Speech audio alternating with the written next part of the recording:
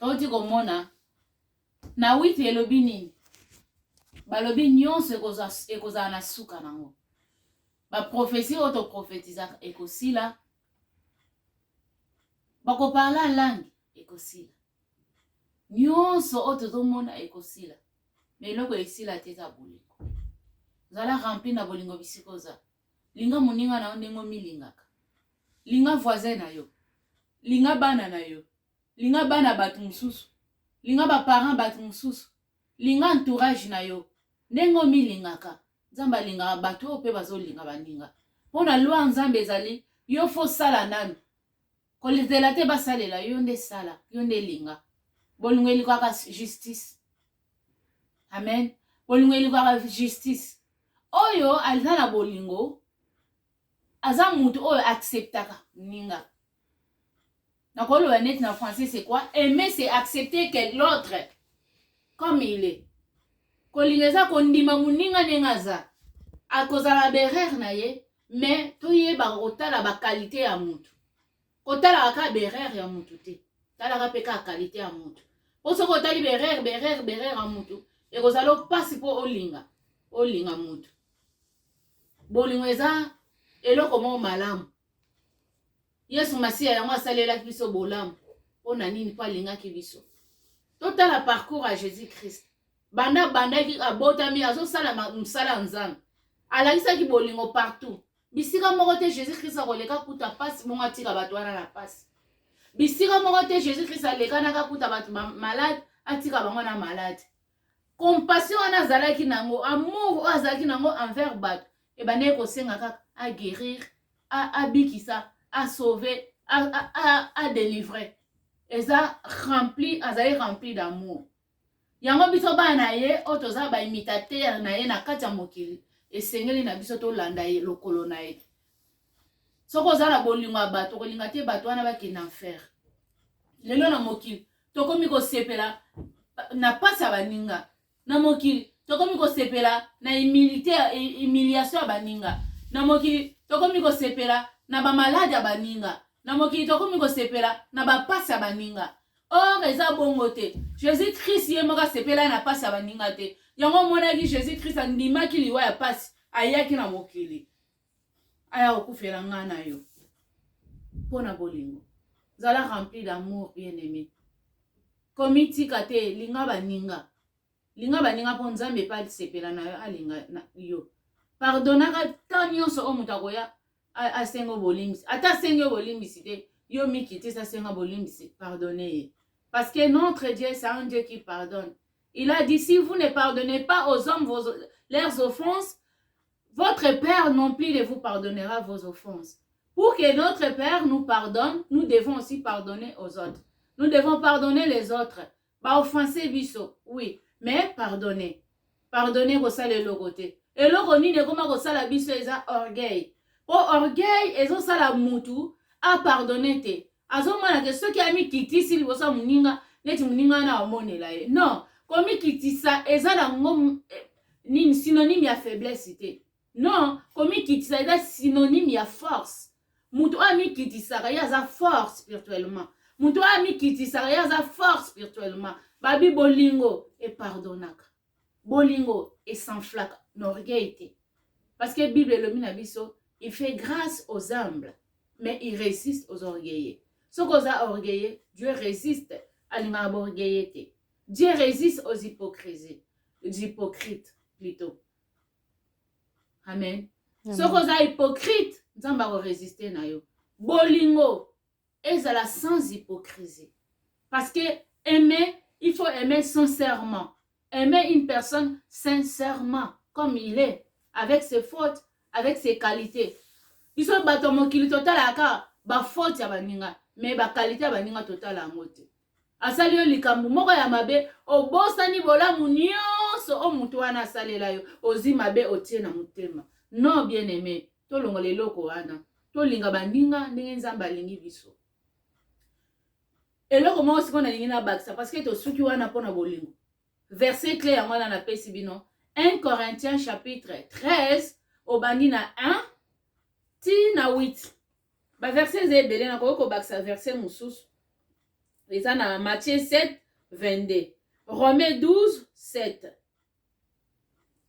Matthieu 7, 22, Romains 12, 7.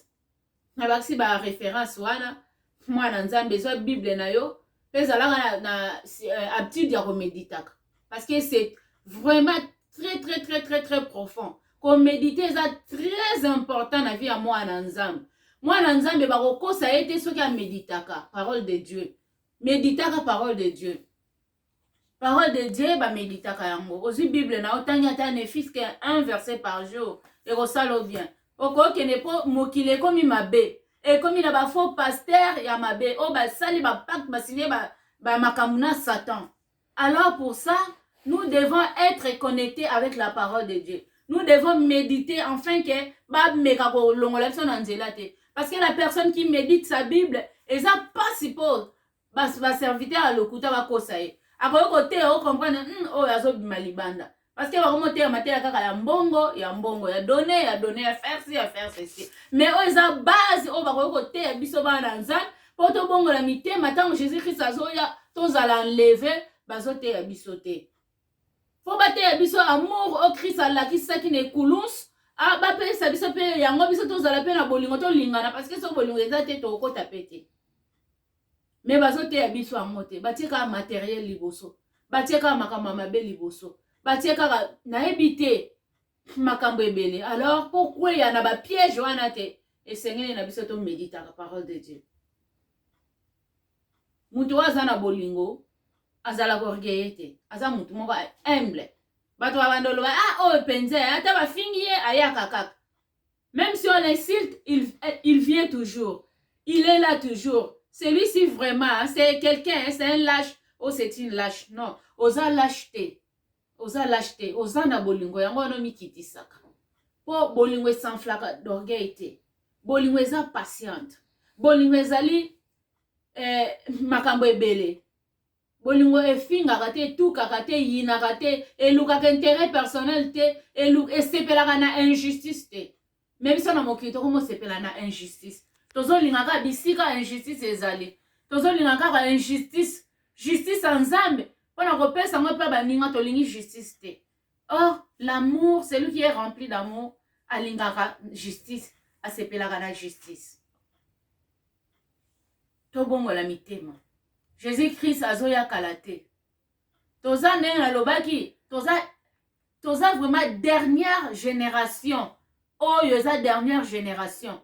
Jésus-Christ akoya na génération otoza. Soko zoye bate akoya.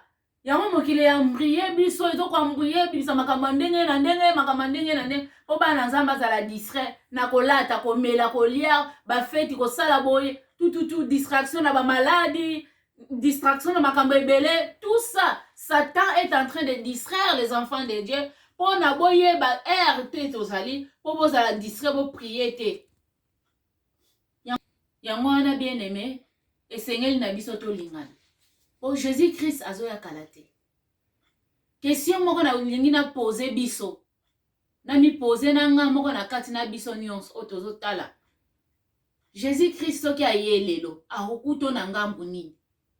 Akokuta yo na bolingo, to akokuta yo zotonga, to akokuta zo yina, to akokuta yo zo sala mabe. Akokuta yo wapi? Parce que parole n'est ko sakate. Alobaki, il revient bientôt. Tôt ou tard akoya. En plus yeba pe ata yesi kwa kuti yo vivante liwe ezali. Liwe ezali. Liwa tango ekomeli yo lelo eza neti Jésus-Christ pa ye pa na vie na yo. Koya ya Yesu eza mbambala ebele. Okoki kokufa lelo eza neti tango wane ekomeli yo eza koya na ye. Tango kokufa okokende wapi? Nzela nini yo kokende? Soki bolingo eza te, soki o respectaki nzambe te, olingi baninga te, oyo ozomona. Okokende wapi? Question na tuni yango wana. Okokende wapi? Place de eza wapi? Eloko lisusu na robete la clé. Il faut bien aimer oyeba. Enfer ezali. Lola pe ezali. Toza na nzela bobe mibale. Tango akeli biso. Alobi, il y a des chemins. Il y a la vie et la mort. Mais par son amour, il nous a conseillé de prendre la vie, donc de suivre la vie, qui est le chemin et la vie, c'est Jésus-Christ de Nazareth. Donc de suivre Jésus-Christ, son fils unique. Banzela mibale alobaki, nzela na bomoy, na nzela na kufa. Oponaka nzela nini? Oponi nzela nini? Oponi nzela bomoy, to nzela kufa. Nzamba conseiller yo pona nzela ya bomoy. Pona nini po bika? Po amna yo ebika. Po amnanga ebika. Clé ya lobiko eza bolingo. Clé ya kozala sauver eza amour. Biloko nyonso etikali wana ekoya nango nsima mais amour. Parce que bolingo wana yango ekotinda yo osala lisumu te. Bolingo wana yango ekoempêche yo oke kweya na masumu. Parce que la personne qui aime est prudent. Mutu alingaka azala prudent. Akokweya na masumu pamba te po bolingo etindaka mutu take. Déjà bolingo nanu Bible elobi elingaka injustice te. Na verset 7 ya 1 Corinthiens chapitre 13 verset 7. Bolingo esepelaka na injustice te esepelaka na justice. Ça veut dire quoi? Ça veut dire mutu aza na bolingo jamais akosala mabe. Jamais akokweya na masumu. Jamais akokweya na ekobo. Jamais akokweya na kobotola mibala baninga. Jamais akokweya na makambo mabe. Ya oketongaka kofingaka koyinaka haine, jalousie, kowele biloko mokili ekoleka. Donc ce qu'on a na bolingo eza clé ya lola déjà. Mutu aza na bolingo eza clé ya lola po lisumu epa na ye kokweya te parce que aza plein d'amour. Bisika bolingo ezali lisumu edendaka. Ekoti edendi parce que mutu wana aza plein d'amour. Ade eyebo epa akolimbisa. Po aza plein d'amour. L'amour pardonne tout par le Bible lobi. L'amour est patient. Impatience ezape nini nzambe te. Soko oza impatient oza na bolingo te. Bolingo eza patient. Bolingo supportaka nyonso. Clé ya lola eza amour. Parce que amour eza ye moko Jésus-Christ de Nazareth. Le chemin, la vérité et la vie. Oh Jésus, nzamba loba na soto pon. Eza Jésus-Christ de Nazareth. Mukota koleka na nzela na ye akekutana na Père sans kaleka epa Jésus-Christ. Soko oza na ye na motema okolinga muninga. Po Jésus-Christ alingaki biso. Batu babomaki ye apardonaki bango. Boni yo na ngai. Esengeli na biso totondisama na bolingo. Tozala batu ya kolimbisa. Tozala batu ya kopardone. Tozala batu ya kosala bolamu. Bolamu efutaka. Nzamba bosanaka bolamu te. Raison pour laquelle na lola azana livre de vie. Na livre à souvenir. Pourquoi tu as livre à souvenir? Parce que livre à souvenir ne bisika notaka malamu nyonso otosalaka. Livre à vie de bisika tia bakombo ya bato baza déjà sauvé. Ba oyo nzamba apona ba elina ye o bazo tambola na droiture n'intégrité o bazo tambola na sainteté o bazo tambola na banga nzambe. Nde bakombo na bango ekomami na kati ya livre de vie ba o bazo tambola na bolingo na mokili oyo. Tokoloba nini? Nyonso akoloba toloba ta mili si badoba ngo basala na nzambe si bateya. Mais nazo rappeler biso ke bolingo eza clé ya lola. Parce que muta bolingo asala lisumu te. Aza muta kolingisa mutu na komikitisa mutu na ya humilité. Parce que l'humilité précède la gloire. Yango nzamba sengi biso. To lingana. Tozo bomana pona nini? Pona nini tozanga bolingo? Pourquoi tozanga bolingo? Ye moko mutu aza papa na bisa tindi sana mokila aza plein d'amour. Banda place à banda ministère na ye. Obandi Nouveau Testament nyosti na Apocalypse. Bisika moko ta salaki mabe. Basalaki ye mabe malimbisaki kaka. Afingaki mutu ta salaki mabe te. Tozala ba imitateur na ye nde tokomona ye. Kalata zoya. Wana alarme. Kalata zoya. Tozana ta ya kosomnolete. Ce temps ici, c'est le temps de prier. C'est le temps de repentance. Le temps de chercher Dieu. Le Seigneur, il est en route. Le Seigneur, bientôt, il va arriver. Soko ozana haine à muninga. Ozana jalousie à muninga. Soko ozana likamumoko muninga sala yo bomba. Ou bien yo sala muninga. Tant yango, répands-toi. Senga pardon. Oza obima yu mate. Na makambo wana o senga pardon. aza yuma te, aza plutôt sage, aza plutôt intelligent. Parce que la personne qui prépare le chemin du ciel, ozo préparer au âme naye, aza yuma te, aza yuma te. Mikitisa, nzamba linga bato ba mikitisaka. L'humilité précède la gloire. Nzambe ako pambola yo soko mikitisi. Yango wana bien aimé na pesi yo conseil na suka. Tondisama na bolingo, linga kaka. Ozela te balinga yo, me yo linga. Pesa oyo oza nango bolingo. Ba pesa kango me bazela te ya pana. Soki yo pesi nzambe pa utiliser bato ope ba pesa ya amour. Sinon na makambo nzambe ba yini bazala kaka ba yina yo kaka sans cause. Pourquoi? Parce que oza lumière. Lumière na ténèbre et yo kanaka te. Lumière oyo zanango, ténèbre e ko empêcher yango. Mais yo ngala kaka. Bible elobi na biso tozala ba lumière, to éclairer mokili. Bible elobi na biso lisusu tozala ba mungwa oyo akopesa saveur na biloko. Soki biloko eza na mungwa te ezalaka pio na muno. Mais tango mungwa ekoti na biloko epesaka goût, tozala bato tokopesa goût na mokili. Bible yako bakisa lisusu ke soki e perdre saveur nango eza eloko ya kobwaka na balabala ba fulango na pied ba nyatango na makolo. Kolinga te tango asuka ozala mungwa moko esila valeur o bakoniata pe babwaki yo na moto. Zala victorieux, zala mutu oyo akolonga pe akosepela na Jésus Christ. Kuna fete kozala ya mikolo nyonso, kuna fete kozala ya Noël te, oyo eza biblique te, mais kuna fete ekozala mikolo na mikolo. Tokobandaka ko adorer Seigneur, tokozala na esengo. Kuna na lola pasi ezalaka te, malade eza te, kufa ezali te, koyilana eza te, makambo mabe eza te. Lumière ekozala ye moko éternel Dieu des armées, le Jésus-Christ de Nazareth ako éclairer biso. Kuna eloko mabe ekozala te. Alors ozala vraiment heureux na tango wana. Sala na bolingo, tambola na banga nzambe, pe nzambe akopesa valeur. Mingi akolobe ezali te, to continuer, to kutani na prochaine exhortation na biso. Tango kotalango, laguer, partager, pona baninga pe bayok, commenter pe, ekozala bien, parce que yom to partager, yom to ozo nsepela lango, ozo pe koteya, ozo porter pe évangile à travers le monde. Po batum sous o bayoka kite, bayok à travers yo Dieu, arobosana te ko bénir yo. Soyez bénis au nom de Jésus-Christ de Nazareth. Soyez remplis du Saint-Esprit. Soyez remplis d'amour.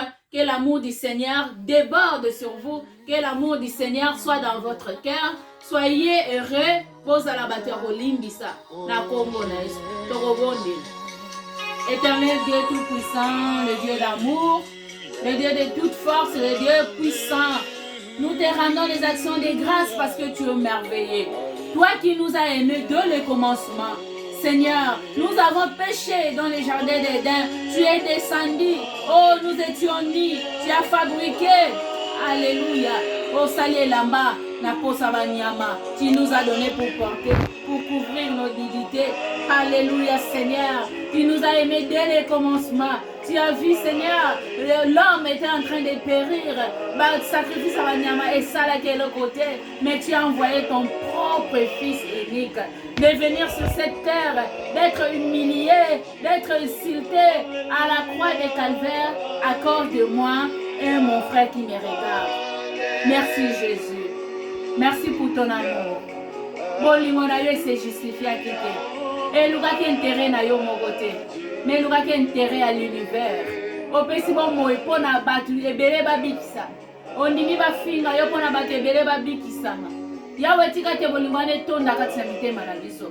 Etonda kati na ndeko na nga mwasi azotala nga. Etonda kati na ndeko na nga mobali azotala nga. Bolingo na yo nzambe na mokili. Pena bakonza mboka oyo nzambe. Bolingo etonda kati na bango. Tala kobomana. Koinana. Ba massacre. Par-ci par-là. À cause de manque d'amour. À cause de manque d'amour, Seigneur. Les gens s'entretuent, papa. Les gens se détruisent.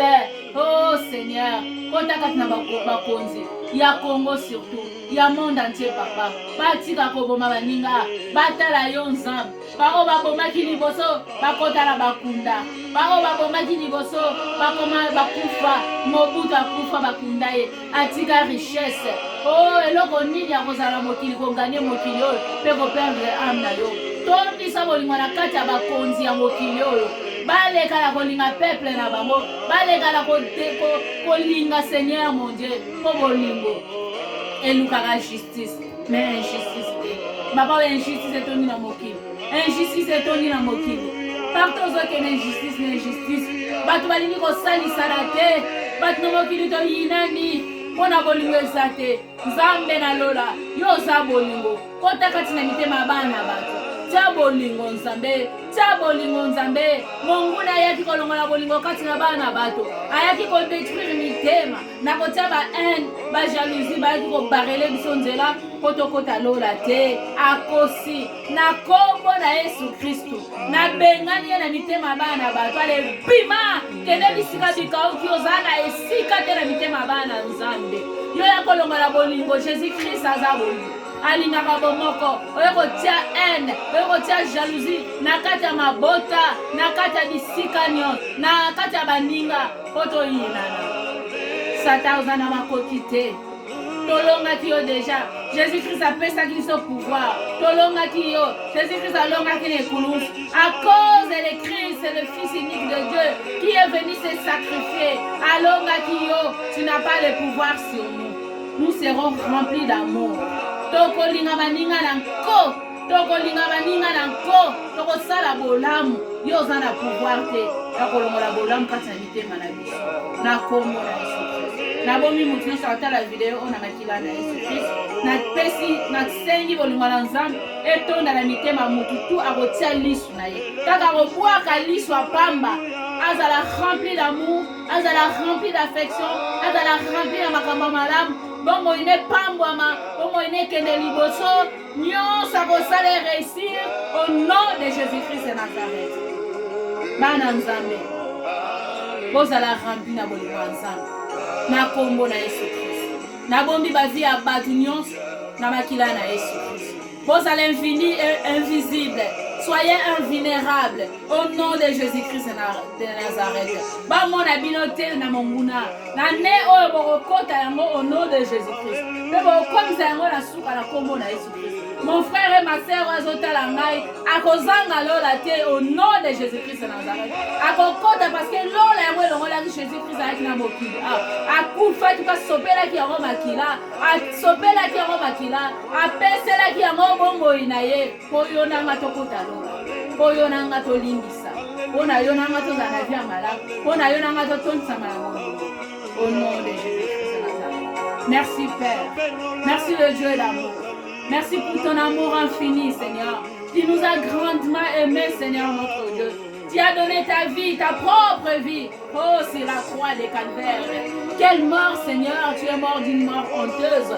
Une mort des sorciers, une mort des voleurs. Tu as accepté d'être ridiculisé, humilié, Seigneur, jusqu'à tel point de mourir comme Seigneur malfaiteur. Toi qui n'as pas connu le péché, mais tu t'es fait pécheur à cause de mon frère, à cause de ma sœur qui me regarde, à cause de l'univers. Seigneur, malgré nous ne voulons pas t'accepter. Malgré, Seigneur, nous ne voulons pas marcher selon, Seigneur, mon Dieu, tes lois. Mais toi, tu l'as fait. Tu l'as fait, Seigneur. Et nous croyons, Seigneur, fermement que tu vas transformer le monde, que tu vas transformer l'univers. Seigneur, je sais que le jour où tu viendras, il y aura beaucoup de tes enfants qui seront sauvés. Parce que tu as dit, oh, c'est par la foi que nous serons sauvés. Et la foi vient de ce qu'on attend. Ce qu'on attend vient de la parole de Dieu. Vient de la parole d'amour que tu nous as laissée. Alléluia, Seigneur. Merci pour ton amour. Merci pour ta grâce. Merci pour ta paix. Merci pour tout ce que tu fais et tu continues à faire. Chaque minute, chaque heure, chaque tierce de seconde, tu descends pour sauver tes enfants. Toute personne qui t'invoque, Seigneur, tu délivres. Oh, voilà, Seigneur, tu entres même dans les ténèbres pour détruire, Seigneur, mon Dieu, oh, les œuvres de l'ennemi. Oh, pour arracher tes enfants dans des prisons sataniques, dans des prisons des homosexuels, dans des prisons de vol, dans des prisons de haine, de jalousie, de malfaiteurs. Toi, tu viens, tu détruis, tu coupes les chaînes, tu délivres, tu pardonnes, parce que tu es un grand roi, un père d'amour. Yahweh, oh bola mandenge ni kozala nzamba boye. Papa na biso babota biso bakokaki kosala mabe, bakokaki mpe kosala biso mabe, mais yo te, yo za papa malamu. Papa oyo atika bana ete na pasi. Le père des orphelins, les maris de veuves. Oh le Dieu de justice. Natiki orphelin nyonso à travers le monde. Na maboko na pe ba veuve nyonso. Protéger bango. Kangola bango. Bolingo na yo ya bonzambe tonda na mitema na bango bayeba ko bazana papa oyo eza yo. Papa akufa kataza immortel. C'est toi le Dieu d'amour. Sois élevé, sois glorifié. Dans le nom de Jésus-Christ de Nazareth, le nom infaillible, et nous avons ainsi prié. Amen. Amen.